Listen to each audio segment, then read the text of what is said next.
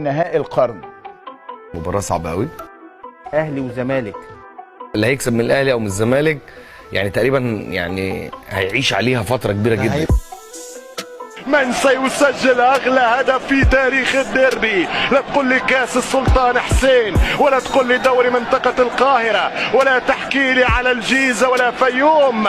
هنا في مباراة نهائي الشامبيونز ليج لا تعادلها مباراة، لا صاروخ منصور ولا هدف شحات والخطيب. هنا كورة بهدف وهدف ببطولة هي الاغلى في تاريخ الناديين. يطير عليه والهدف الاول للنادي الاهلي. عمرو الصولية، عمرو يفجر الكرة في شباك ابو جبل ويتقدم بالاهلاوية لل1-0. سجدة الشكر من هاني والاهلي.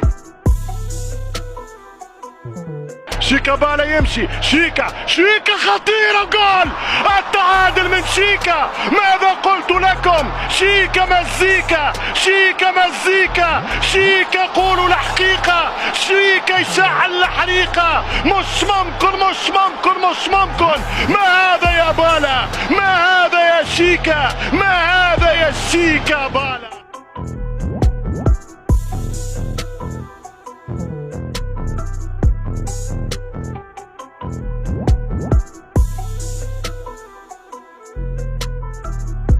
الاكسترا تايم قريب، ولكن احذروا الكاو، احذروا الكاو.